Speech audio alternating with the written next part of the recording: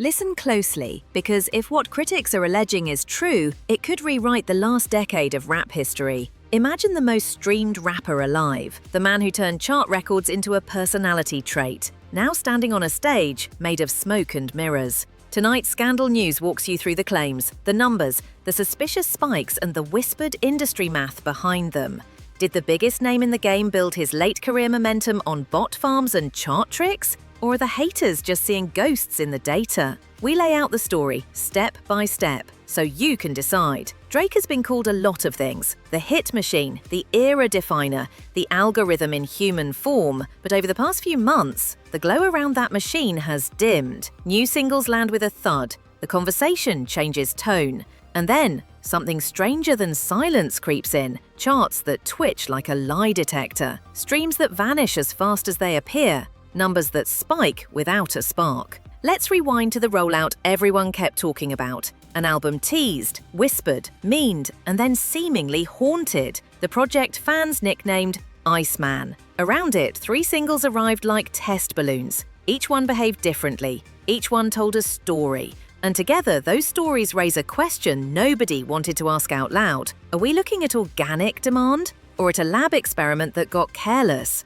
The first balloon is called Which One? On paper, it arrives into a stormy week. Other heavy hitters are dropping: albums, collabs, headlines. Early projections look rosy. You could refresh the trending page and feel the old gravity kicking in. Top 10 talk, he's back talk. But then, the floor sags. The debut fizzles. The buzz unplugs itself and disappears into the wall. What lingers is a shape, a surge big enough to make noise, short enough to look unnatural, like a pump and dump in a stock chart, loud in the first hour, dead by the second. That shape is what starts this story, because when listeners go looking for the wave, the meme, the TikTok, the clip, the live moment that explains the spike, they don't find a wave, they find ripples going nowhere. And if you followed how the industry moves in 2025, you know how this usually works. When a hit is real, you feel it. It bleeds into your feed. It worms its way into the gym, the Uber, the bar, your group chat.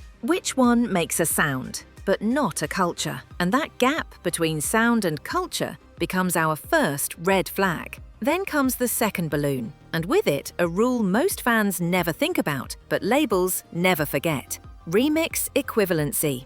In plain English, if a new version of a song is similar enough to the original, same lyrics, same melody, many charts merge the streams. One track's numbers feed another. It's legal. It's standard. It's also the kind of lever you pull when you need momentum right now. Enter Somebody Loves Me Part 2. It isn't a brand new idea, so much as an accounting maneuver dressed up as a release. Merge the streams, harvest the carryover, present the glow as fresh daylight. On certain charts, the tactic lands a decent position for a week. On global streaming lists, the ceiling is much lower than hype suggests. And again, the conversation feels thin. It's like seeing a car rolling downhill and pretending it's winning a race. Is that fraud? Number. Not by the book, but it is a signal. It says, the campaign is straining for oxygen. The natural lift of a superstar name isn't carrying like it used to.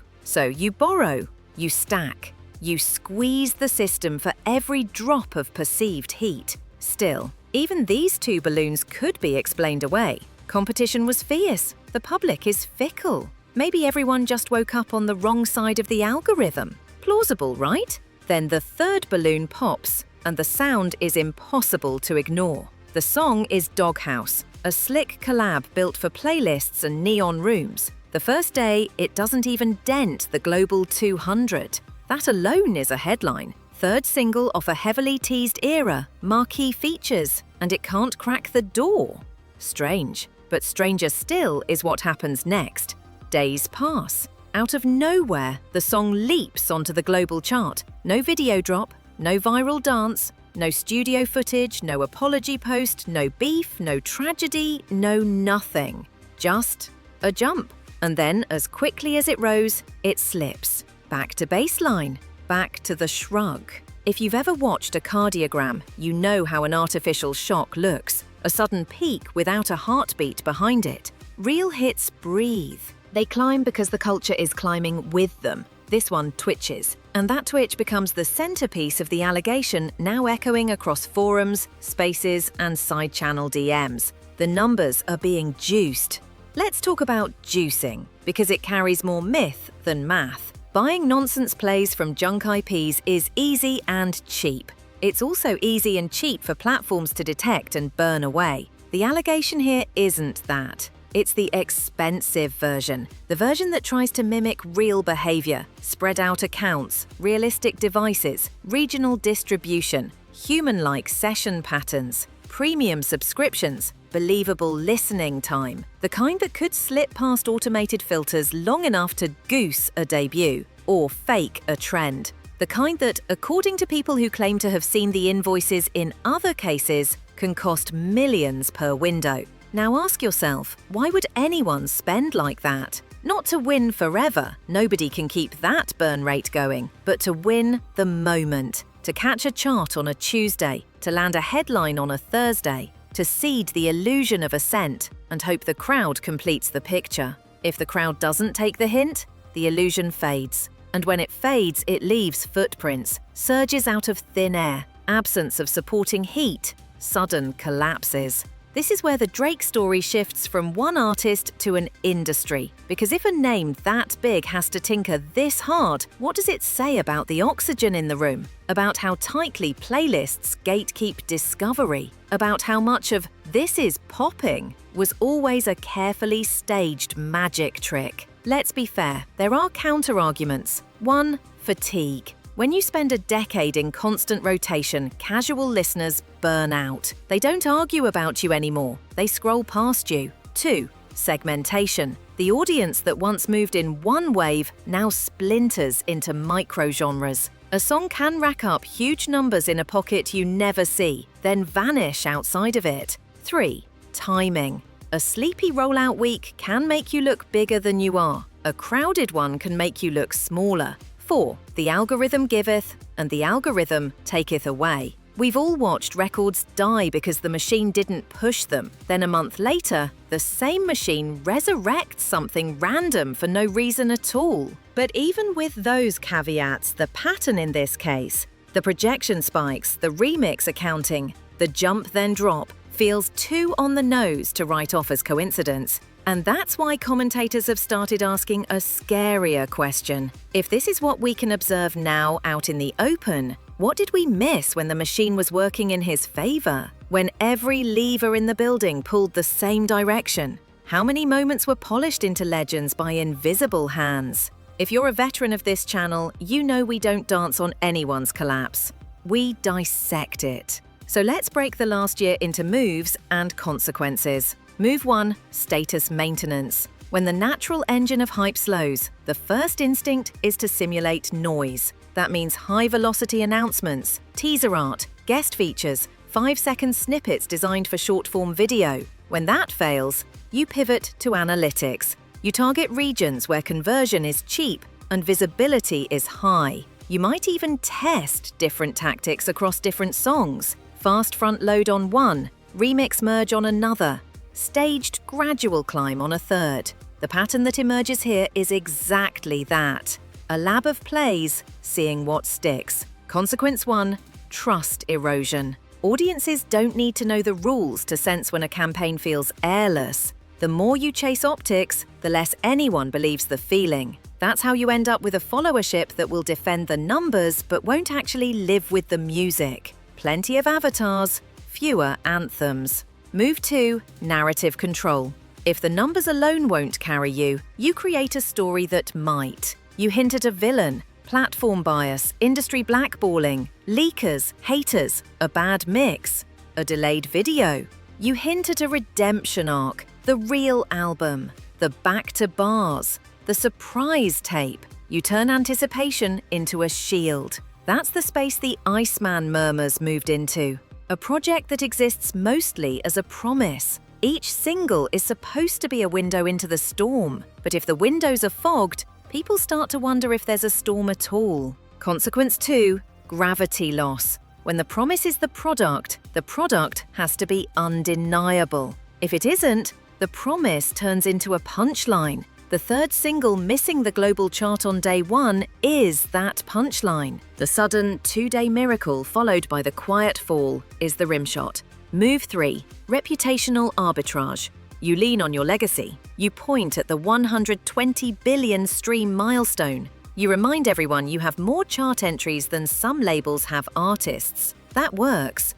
Until the current moment contradicts the myth. Then the same numbers provoke their own suspicion. If the crowd isn't here now, how was it always here then? Did we mistake ubiquity for affection? And if some portion of that ubiquity was, at minimum, optimized beyond reality, how far did the optimization go?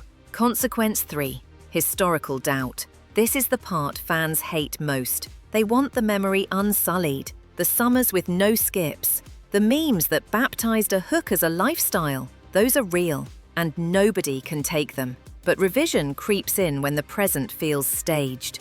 A skeptical now rewrites the then. Let's clear something up. We are not declaring a verdict. Platforms have sophisticated fraud detection.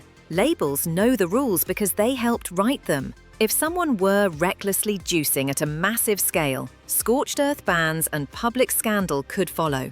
That hasn't happened. What we are saying is this. The pattern across these 3 singles looks like a campaign testing the edges of perception.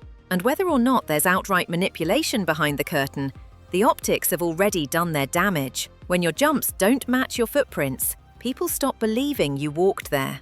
So what does a way forward look like for an artist of this size? Paradoxically, smaller, fewer drops, longer silences, tighter curation, features that risk something instead of cushioning everything, live performances that feel combustible. No more accounting tricks dressed as premieres.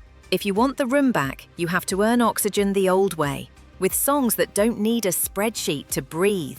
Will that happen? The safe move is to double down again.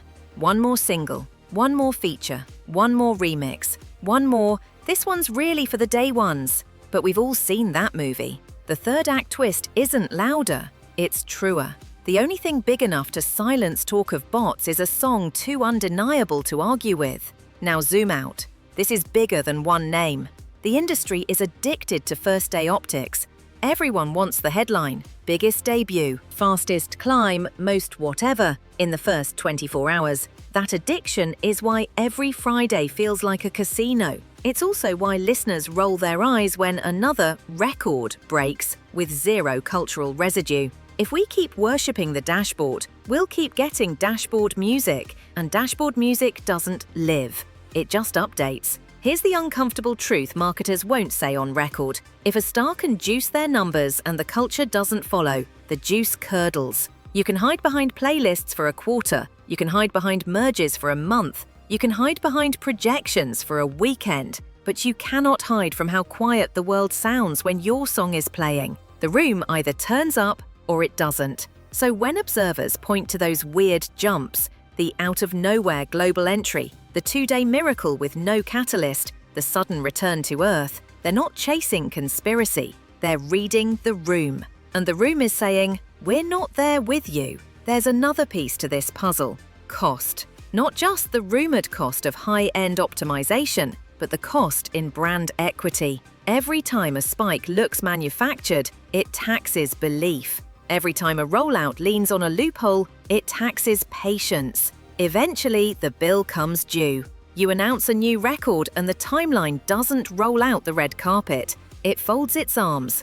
It waits. It dares you to be undeniable. That is the dare sitting in front of Iceman, if it ever sees daylight. After 3 singles that felt like experiments, what now? Scrap the playbook. Stop chasing the hysteria of the first 48. Pick the 10 best records, not the 20 loudest. Choose collaborators who pull you off-center, not back to the safest version of yourself. Make a song that doesn't care about the charts, and watch the charts care about it. Because here's the quiet secret people forget. The market still loves a moment, not a projection, not a spreadsheet. A moment. Give the world a line it can't help but repeat. A beat that makes eye contact with the dance floor. A story nobody else could tell. And you won't need to simulate the climb. The climb will find you. Until then, the speculation machine will churn.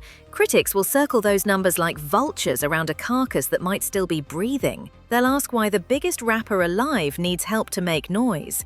They'll point to the gaps: big first-hour energy, small next-week reality. They'll ask why your fans are loud in comments but quiet in the wild. They'll ask whether the same enhancements that once made you look larger than life are now shrinking you in plain sight. We end with a simple image. Picture a stadium. The lights cut out. A single note hits, the one you know in your bones. Your arm rises before your brain does. No chart pushes that into your muscle memory. No bot can. Either the note lives there or it doesn't. If the allegations swirling around these rollouts are wrong, the cure is the same as if they're right. Stop talking in spikes and start talking in songs. The culture is still listening. It just stopped pretending. Scandal News will be here watching the data, reading the room, and telling the story the numbers can't. If the next drop is the one that changes everything, we'll say that too. Until then, remember, hype can be rented, but history has to be earned.